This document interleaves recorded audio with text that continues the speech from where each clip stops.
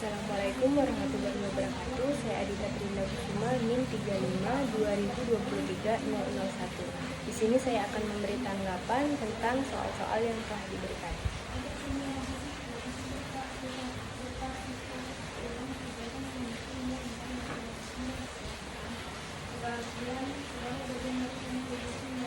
Baiklah, di sini soalnya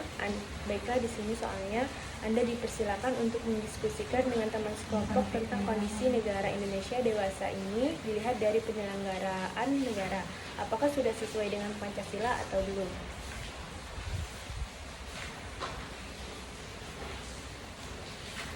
Baiklah, tanggapan saya yaitu evaluasi kesesuaian penyelenggaraan negara dengan nilai-nilai Pancasila.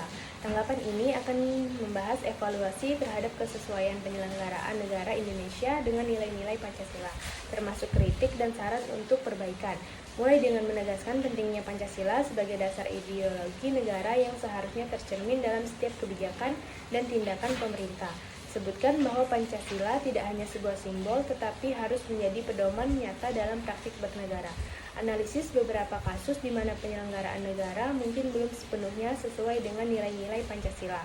Contoh, isu-isu korupsi yang bertentangan dengan sila pertama, ketuhanan yang Maha Esa, dan sila kelima, keadilan sosial bagi seluruh rakyat Indonesia. Lalu diskusikan perlunya reformasi dalam berbagai sektor seperti penegakan hukum dan transparansi pemerintahan untuk lebih mencerminkan nilai-nilai Pancasila. Soroti pentingnya pendidikan karakter berbasis Pancasila dalam membentuk generasi penerus yang mampu menerapkan nilai-nilai Pancasila dalam kehidupan sehari-hari. Lalu ajak audiens untuk lebih kritis dan aktif dalam mengawasi penyelenggaraan negara serta turut serta dalam menyuarakan nilai-nilai Pancasila. Berikan harapan agar di masa depan Indonesia dapat semakin mencerminkan Pancasila dalam setiap aspek penyelenggaraan negaranya demi tercapainya masyarakat yang adil, makmur, dan beradab. Lalu selanjutnya Anda dipersilakan untuk mencari informasi dari berbagai sumber tentang kebijakan-kebijakan politik yang dilandasi oleh nilai-nilai Pancasila yang ada di daerah Anda. Apakah kebijakan politik tersebut telah sesuai dengan nilai-nilai Pancasila? Anda diminta untuk mendiskusikan dengan teman sekelompok mengapa hal tersebut terjadi, kemudian membuat kesimpulannya dan menyerahkannya kepada dosen.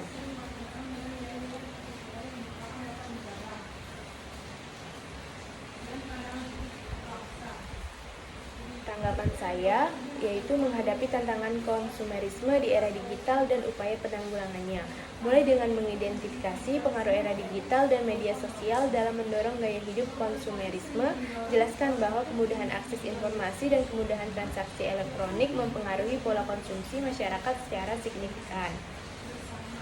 Analisis peran iklan dan media sosial dalam mempromosikan budaya konsumerisme.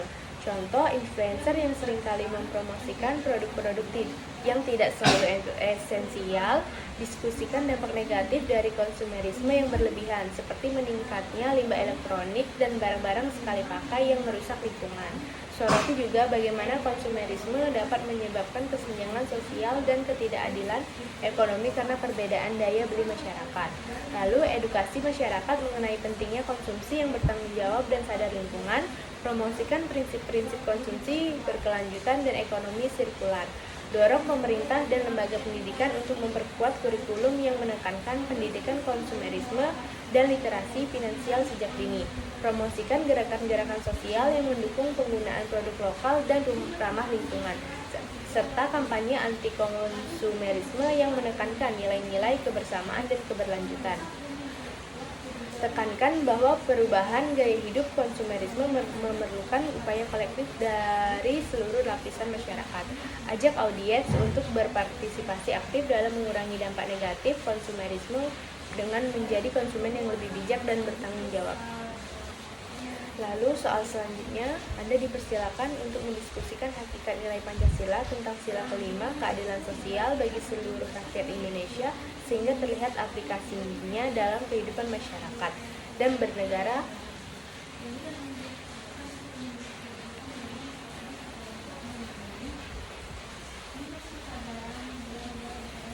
Tanggapan saya yaitu implementasi keadilan sosial dalam Pancasila di Indonesia.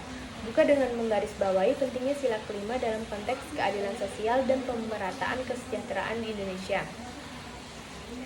Jelaskan bahwa keadilan sosial merupakan fondasi penting untuk menjaga kestabilan sosial dan ekonomi negara. Diskusikan kebijakan ekonomi inklusif seperti program kredit usaha rakyat atau KUR yang memberikan akses pemodalan kepada UMKM untuk meningkatkan taraf hidup mereka. Berikan contoh inisiatif pemerintah dalam pembangunan infrastruktur di daerah terpencil dan tertinggal untuk mengurangi kesenjangan antar wilayah. Soroti juga pentingnya pelaksanaan upaya minimal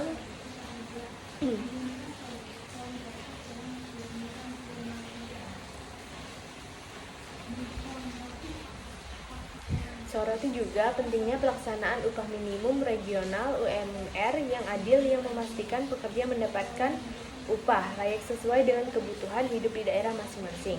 Lalu tekankan perlunya kolaborasi antara pemerintah sektor, swasta, dan masyarakat untuk menciptakan lapangan kerja yang adil dan merata. Dorong peningkatan pendidikan dan pelatihan vokasional untuk memperdayakan tenaga kerja lokal sehingga mereka dapat bersaing di pasar kerja. Akhiri dengan menegaskan bahwa keadilan sosial adalah cita-cita yang harus diwujudkan bersama melalui kebijakan yang berpihak pada rakyat dan partisipasi aktif dari seluruh elemen masyarakat. Ajak audiens untuk terus mendukung upaya-upaya pemerintahan dalam mencapai keadilan sosial dan berkontribusi dengan cara masing-masing untuk menciptakan masyarakat yang lebih adil dan sejahtera. Lalu selanjutnya, Anda dipersilakan untuk mendiskusikan tentang gaya hidup konsumerisme yang melanda kehidupan masyarakat kita dewasa ini dan cara-cara penanggulangannya. Kemudian melaporkannya dalam bentuk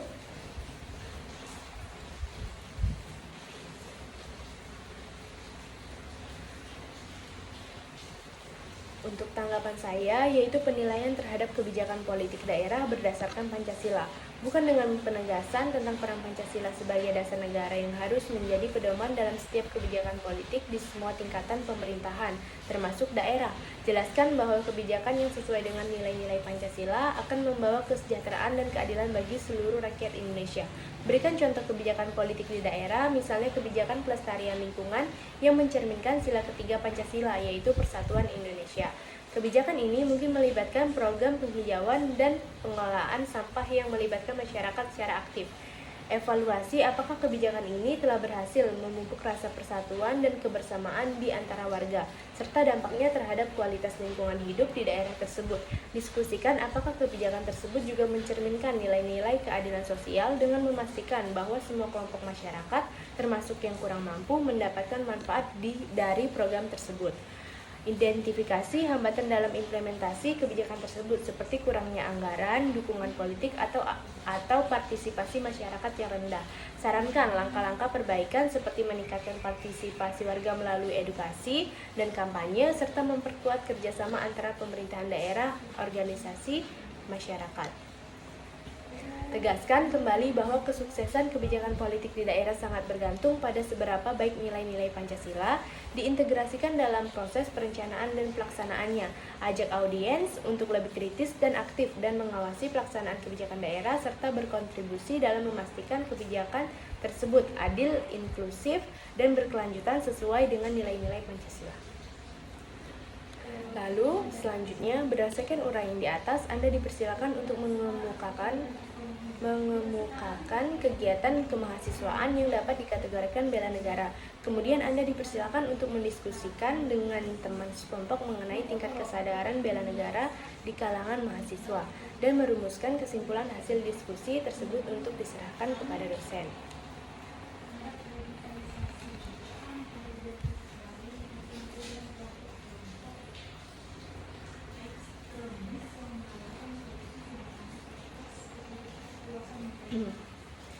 Untuk tanggapan saya, yaitu menggali kearifan lokal dalam cinta produk dalam negeri dan penghormatan antar individu di Indonesia.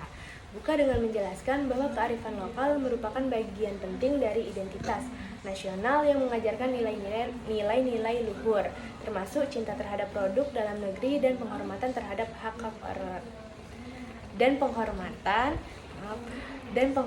terhadap hak-hak orang lain. Sebutkan bahwa praktik-praktik ini telah ada sejak zaman dahulu dan terus relevan dalam kehidupan modern. Lalu cinta produk dalam negeri. Contoh kearifan lokal yang mengajarkan cinta produk dalam negeri bisa dilihat dari tradisi tenun dan batik. Misalnya di daerah seperti Pekalongan dan Solo, batik bukan hanya produk ekonomi tetapi juga identitas budaya. Festival batik dan tenun sering diadakan untuk mempromosikan produk lokal dan memperkuat rasa kebanggaan terhadap hasil karya bangsa sendiri. Lalu menghormati hak-hak orang lain. Adat sopan santun di berbagai daerah seperti budaya bakso basi di Minangkabau mengajarkan penting menghormati orang lain dalam berbicara dan bertindak. Hal ini menguatkan budaya menghargai hak-hak individu di tengah masyarakat yang beragam. Lalu solidaritas, tradisi subak di Bali yaitu sistem irigasi tradisional yang dikelola secara kolektif oleh petani menunjukkan bagaimana kearifan lokal dapat membangun solidaritas dan kerjasama yang kuat di antara anggota komunitas. Lalu soroti perlunya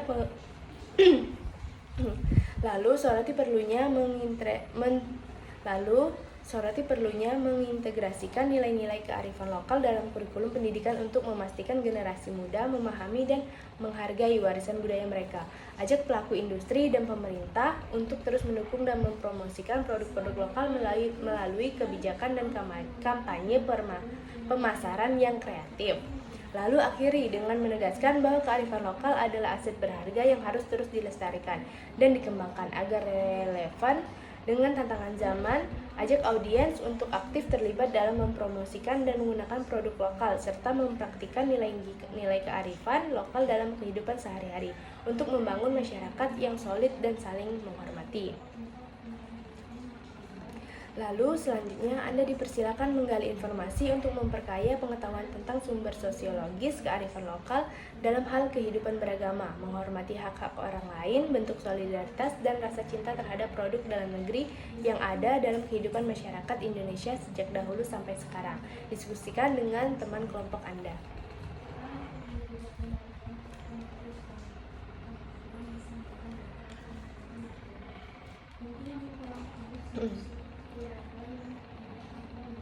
Yaitu tanggapan saya, tingkat kesadaran bela negara di kalangan mahasiswa dan upaya peningkatannya. Buka dengan menjelaskan bahwa tingkat kesadaran bela negara di kalangan mahasiswa sangat penting untuk masa depan bangsa. Sebutkan bahwa kesadaran ini bisa diukur melalui partisipasi aktif dalam kegiatan mendukung pembangunan dan pertahanan nasional. Yang pertama bisa kita gunakan yaitu observasi kesadaran bela negara. Berdasarkan diskusi dengan teman sekelompok, sebagian besar mahasiswa menunjukkan tingkat kesadaran yang cukup tinggi terhadap pentingnya bela negara. Ini terlihat dari antusiasme mereka dalam mengikuti program-program seperti KKN, bakti sosial, dan seminar-seminar kebangsaan. Lalu kendala yang dihadapi, namun masih ada beberapa kendala yang dihadapi seperti kurangnya informasi dan pemahaman tentang konsep bela negara yang lebih luas. Beberapa mahasiswa masih melihat bela negara hanya dalam konteks militer dan menyadari bahwa kontribusi mereka dalam bidang akademis, sosial, dan ekonomi juga merupakan bentuk bela negara. Untuk meningkatkan kesadaran ini, disarankan adanya integrasi materi bela negara dalam kurikulum pendidikan, lebih banyak seminar dan workshop yang mengangkat tema nasionalisme serta peningkatan dukungan dari universitas dalam bentuk pendanaan dan fasilitas untuk kegiatan yang mendukung bela negara. Ajak universitas untuk bekerja sama dengan lembaga pemerintah dan organisasi non-pemerintah dalam mengadakan program-program yang mendukung kesadaran bela negara. Dorong mahasiswa untuk mengambil inisiatif dalam menciptakan dan mengikuti kegiatan yang berfokus pada kontribusi terhadap bangsa negara.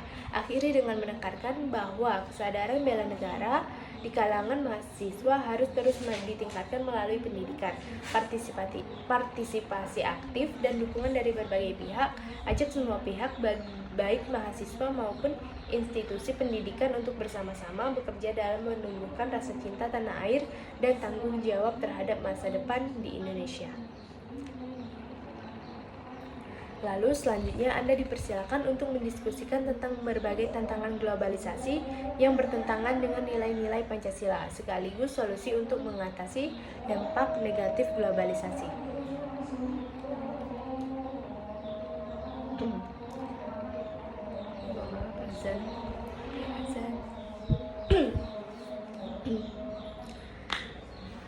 Globalisasi lalu tanggapan saya, Globalisasi membawa serta berbagai tantangan yang dapat merusak tatanan nilai-nilai Pancasila jika tidak ditangani dengan bijak.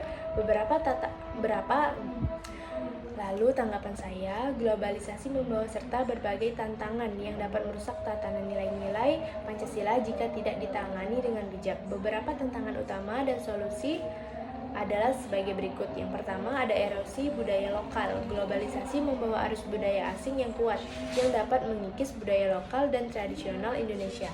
Ini bertentangan dengan sila kedua Pancasila, yaitu kemanusiaan yang adil dan beradab, yang menekankan pentingnya menjaga identitas dan martabat bangsa. Untuk mengatasi ini, perlu ada upaya pelestarian dan promosi budaya lokal seperti melalui festival budaya, pendidikan seni dan budaya di sekolah, serta dukungan pemerintah terhadap seniman dan budayawan lokal. Selain itu, media massa dan platform digital harus berperan aktif dalam menampilkan konten-konten yang mengangkat budaya Indonesia. Lalu ada kesenjangan ekonomi. Globalisasi seringkali meningkatkan kesenjangan ekonomi di mana hanya segelintir orang yang menikmati keuntungan, sementara mayoritas lainnya tertinggal. Ini bertentangan dengan sila kelima Pancasila, keadilan sosial bagi seluruh rakyat Indonesia. Untuk mengatasi ini, perlu ada kebijakan yang lebih inklusif dan merata, seperti peningkatan akses terhadap pendidikan dan pelatihan vokasi, dukungan terhadap usaha kecil dengan menengah atau UKM, serta penguatan jaring pengaman sosial bagi kelompok rentan. Pemerintah juga harus memperkuat regulasi untuk memastikan perusahaan multinasional beroperasi dengan adil dan memberikan kontribusi yang signifikan bagi pembangunan lokal. Dengan implementasi langkah-langkah tersebut, di Indonesia dapat menghadapi tantangan globalisasi dengan tetap memegang teguh nilai-nilai Pancasila, memastikan bahwa kemajuan dan perkembangan yang dicapai tidak mengorbankan identitas dan kesejahteraan bangsa. Lalu selanjutnya ada berdasarkan uraian di atas, Anda dipersilakan untuk mengemukakan kegiatan-kegiatan mahasiswa yang dapat dikategorikan bela negara. Kemudian Anda dipersilakan untuk mendiskusikan dengan teman sekelompok mengenai tingkat kesadaran bela negara di kalangan mahasiswa dan merumuskan kesimpulan hasil diskusi tersebut untuk diserahkan kepada dosen.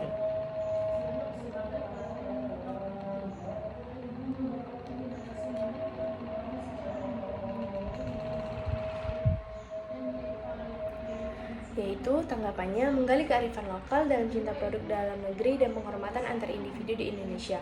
Buka dengan menjelaskan bahwa kearifan lokal merupakan bagian penting dari identitas nasional yang mengajarkan nilai-nilai luhur, termasuk cinta terhadap produk dalam negeri dan penghormatan terhadap hak-hak orang lain. Sebutkan bahwa praktik-praktik ini telah ada sejak zaman dahulu dan terus relevan dalam kehidupan modern. Yaitu cinta produk dalam negeri. Contoh kearifan lokal yang mengajarkan cinta produk dalam negeri bisa dilihat dari tradisi tenun dan batik, misalnya di daerah seperti Pekalongan dan Solo. Batik bukan hanya produk ekonomi, tetapi juga identitas budaya. Festival batik tenun sering diadakan untuk mempromosikan produk di lokal dan memperkuat rasa kebanggaan terhadap hasil karya bangsa sendiri. Lalu menghormati hak-hak orang lain. Adat sopan santun di berbagai seperti budaya basa-basi di Minangkabau mengajarkan pentingnya menghormati orang lain dalam berbicara dan bertindak. Hal ini menguatkan budaya menghargai hak-hak individu di tengah masyarakat yang beragam. Solidaritas yaitu tradisi subak di Bali, yaitu sistem irigasi tradisional yang dikelola secara kolektif oleh petani, menunjukkan bagaimana kearifan lokal dapat membangun solidaritas dan kerjasama yang kuat di antara anggota komunitas. Lalu soroti perlunya mengintegrasikan nilai-nilai kearifan lokal dalam kurikulum pendidikan untuk memastikan generasi muda memahami dan menghargai warisan budaya mereka. Ajak pelaku industri dan pemerintah untuk terus mendukung dan mempromosikan produk-produk lokal melalui kebijakan dan kampanye pemasaran yang kreatif. Akhiri dengan menegaskan bahwa kearifan lokal adalah aset berharga yang harus terus dilestarikan dan dikembangkan agar relevan dengan tantangan zaman. Ajak audiens untuk aktif terlibat dalam mempromosikan dan menggunakan produk lokal serta mempraktikkan nilai-nilai kearifan lokal dalam kehidupan sehari-hari untuk membangun masyarakat yang lebih solid dan saling menghormati. Lalu di sini Anda dipersilakan untuk menemukan alasan terjadi terorisme dan radikalisme di Indonesia. Diskusikan dengan teman kelompok Anda dan laporkan secara tertulis.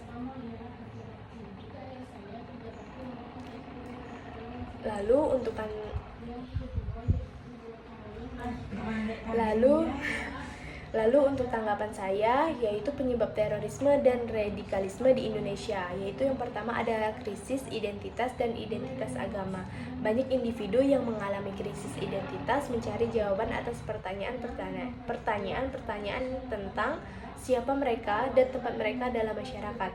Hal ini bisa menjadi pintu masuk bagi ideologi radikal yang menawarkan identitas yang kuat dan tujuan yang jelas, terutama di tengah konflik identitas antara agama dan budaya. Banyak yang merasa tertarik pada narasi ekstremis yang menjanjikan kebenaran mutlak. Lalu yang kedua, pola pemikiran ekstremis yang dikonstruksi. Pemikiran ekstremis seringkali dibangun melalui pola pemikiran ekstremis yang dikonstruksi. Pemikiran ekstremis seringkali dibangun melalui narasi-narasi simplistik yang memanipulasi agama dan politik untuk menghasilkan naratif konflik dan permusuhan. Di Indonesia, terutama setelah reformasi, polarisasi politik dan ketegangan antar agama meningkat, menciptakan lingkungan yang subur bagi penyebaran pemikiran ekstremis. Perkembangan teknologi informasi juga mempercepat penyebaran ideologi radikal melalui media sosial dan platform daring lainnya. Lalu di sini ada soal selanjutnya Anda dipersilakan untuk menemukan penyebab terjadinya penyalahgunaan narkoba di kalangan generasi muda. Anda diminta untuk menemukan dampak yang ditimbulkan oleh penyalahgunaan narkoba terhadap bidang ekonomi dan masa depan bangsa.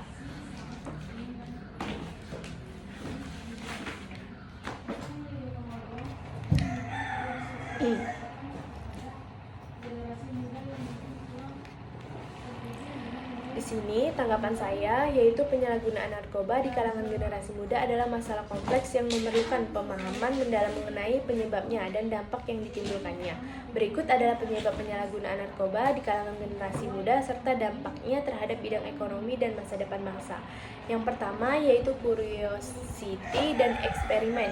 Rasa ingin tahu dan keinginan untuk mencoba hal-hal baru adalah sifat alami generasi muda. Banyak yang tergoda untuk mencoba narkoba karena penasaran dengan efeknya atau karena dorongan untuk mencoba sesuatu yang dianggap berbeda atau menantang. Lalu di sini ada masalah emosional dan kesehatan mental. Generasi muda yang mengalami masalah emosional dan gangguan kesehatan mental seperti depresi, kecemasan atau trauma lebih rentan terhadap penyalahgunaan narkoba. Mereka sering mencari pelarian dari perasaan negatif atau mencari cara untuk merasa lebih baik secara instan. Lalu selanjutnya di sini ada pengaruh media dan sosial media. Media massa dan sosial media seringkali menampilkan penggunaan narkoba secara glamor atau sebagai bagian dari gaya hidup tertentu. Paparan ini dapat mempengaruhi persepsi generasi muda, membuat mereka menganggap penggunaan narkoba sebagai sesuatu yang normal atau bahkan diinginkan. Lalu di sini dampak penyalahgunaan narkoba, yaitu yang pertama ada dampak ekonomi. Penyalahgunaan narkoba membawa dampak besar terhadap ekonomi baik pada tingkat individu maupun nasional. Biaya untuk perawatan kesehatan, rehabilitas, dan program pencegahan sangat tinggi. Di tingkat nasional, tingginya angka pengangguran dan menurunnya produktivitas tenaga kerja akibat penyalahgunaan narkoba berdampak negatif pada pertumbuhan ekonomi. Selain itu, biaya sosial yang timbul dari kriminalitas dan masalah hukum terkait narkoba juga menguras anggaran negara. Lalu ada dampak pada masa depan. Lalu dampak pada masa depan bangsa. Generasi muda adalah harapan masa depan bangsa. Penyalahgunaan narkoba merusak potensi mereka untuk menjadi tenaga kerja yang produktif dan berkontribusi positif terhadap masyarakat. Hal ini mengakibatkan kurangnya sumber daya manusia yang berkualitas, yang pada gilirannya dapat menghambat pembangunan dan kemajuan negara. Selain itu, masalah kesehatan yang diakibatkan oleh penyalahgunaan narkoba seperti penyakit menular dan gangguan mental meningkatkan beban kesehatan nasional. Untuk mengatasi masalah ini diperlukan upaya terpadu dari berbagai pihak.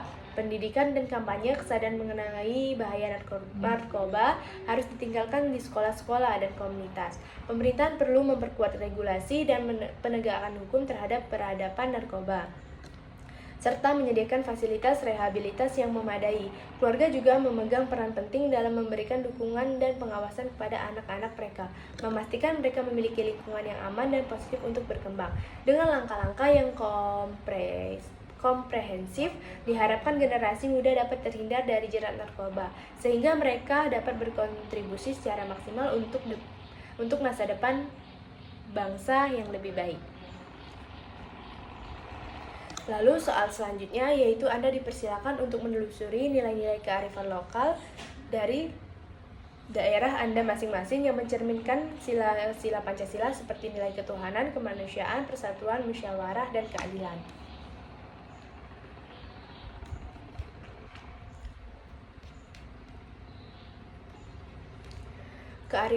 Lalu tanggapan saya, kearifan lokal yang tersebar di berbagai daerah di Indonesia mengandung nilai-nilai sejalan dengan sila-sila Pancasila, yaitu yang pertama di sila pertama ketuhanan yang Maha Esa. Di Yogyakarta, tradisi Sekanten yang merupakan perayaan Maulid Nabi Muhammad SAW mencerminkan ketakwaan dan penghormatan kepada Tuhan yang Maha Esa.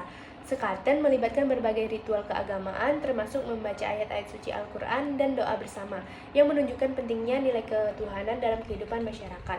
Lalu sila kedua, kemanusiaan yang adil dan beradab. Di Toraja, Sulawesi Selatan ada tradisi Manene yang merupakan ritual penghormatan kepada leluhur. Masyarakat Toraja membersihkan dan merawat jenazah leluhur sebagai bentuk penghormatan dan kasih sayang. Tradisi ini mencerminkan nilai kemanusiaan yang adil dan beradab karena menunjukkan penghormatan yang tinggi terhadap manusia baik yang masih hidup maupun yang sudah meninggal. Lalu yang ketiga, Persatuan Indonesia. Di Bali, upacara Ngaben yang merupakan upacara kremasi melibatkan seluruh anggota keluarga dan komunitas. Upacara ini menunjukkan persatuan dan kebersamaan di mana keseluruh masyarakat berpartisipasi dalam prosesi tersebut. Hal ini mencerminkan sila ketiga karena menekankan pentingnya kebersamaan dan persatuan dalam menjalankan tradisi adat. Lalu yang keempat yaitu kerakyatan yang dipimpin oleh hikmat kebijaksanaan dalam permusyawaratan perwakilan. Di Jawa Barat ada tradisi Rembung Desa yang merupakan forum musyawarah masyarakat desa untuk membahas berbagai isu dan mengambil keputusan bersama. Tradisi ini sangat mencerminkan sila keempat karena mengutamakan dialog, musyawarah, dan mufakat dalam proses pengambilan keputusan yang berdampak pada masyarakat. Lalu sila kelima yaitu keadilan sosial bagi seluruh rakyat Indonesia.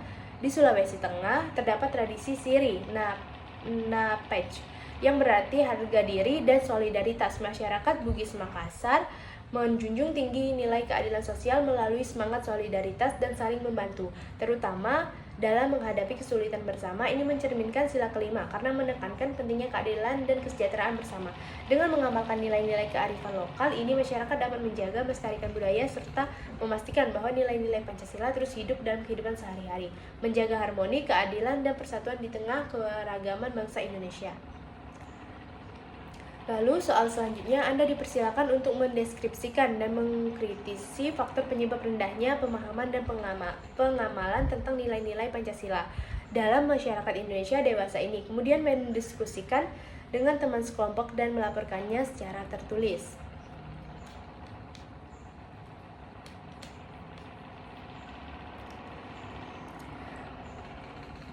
Menurut tanggapan saya, yaitu ada kritik terhadap pendidikan Pancasila. Kami sepakat bahwa kurangnya pendidikan yang menyeluruh tentang Pancasila di lembaga-lembaga pendidikan merupakan salah satu penyebab utama rendahnya pemahaman dan pengalaman nilai-nilai Pancasila. Kami menyoroti perlunya perbaikan dalam kurikulum sekolah untuk lebih menekankan pentingnya memahami dan menerapkan nilai-nilai Pancasila dalam kehidupan sehari-hari. Lalu yang kedua ada pengaruh globalisasi dan modernisasi. Kami juga setuju bahwa pengaruh globalisasi dan modernisasi turut berperan dalam rendahnya pemahaman dan pengamalan nilai-nilai Pancasila. Namun kami juga menyadari bahwa globalisasi tidak dapat dihindari, sehingga penting bagi kita untuk menemukan keseimbangan antara nilai-nilai lokal dan nilai-nilai global. Kami merumuskan bahwa pemerintah dan masyarakat harus bekerja sama untuk mempromosikan dan memperkuat nilai-nilai Pancasila dalam lingkup lokal, sambil tetap terbuka terhadap pengaruh luar positif dan memperkaya. Lalu menurut saya kesimpulannya Lalu menurut saya kesimpulannya di sini, dalam kesimpulan laporan tertulis kami menyimpulkan bahwa rendahnya pemahaman dan pengamalan nilai-nilai Pancasila di masyarakat Indonesia disebabkan oleh kurangnya pendidikan tentang Pancasila dan pengaruh globalisasi. Kami menyarankan perlunya perbaikan dalam pendidikan Pancasila di sekolah-sekolah dan upaya untuk menemukan keseimbangan antara nilai-nilai lokal dan global. Dengan langkah-langkah ini, kami yakin nilai-nilai Pancasila dapat dipahami dan diamalkan dengan lebih baik oleh masyarakat Indonesia. Lalu soal selanjutnya Anda dipersilakan untuk mencari bentuk-bentuk gotong royong yang ada di daerah Anda, kemudian menjelaskan fungsi dari gotong royong tersebut dalam mengembangkan sosial budaya masyarakat setempat. Anda diminta mendiskusikannya dengan teman sekelompok apakah nilai gotong royong tersebut masih dapat dipertahankan dan bagaimana cara mensosialisasikannya. Anda diminta merumuskan kesimpulan hasil diskusi tersebut dan menyerahkannya kepada dosen.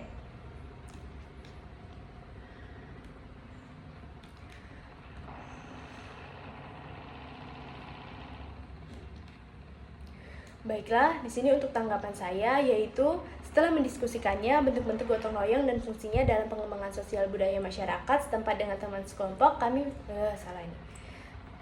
baiklah, baiklah, menurut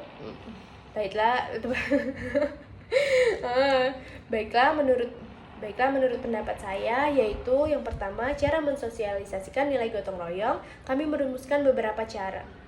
Baiklah, menurut pendapat saya, cara mensosialisasikan nilai gotong royong, saya merumuskan beberapa cara untuk mensosialisasikan kembali nilai gotong royong kepada generasi muda.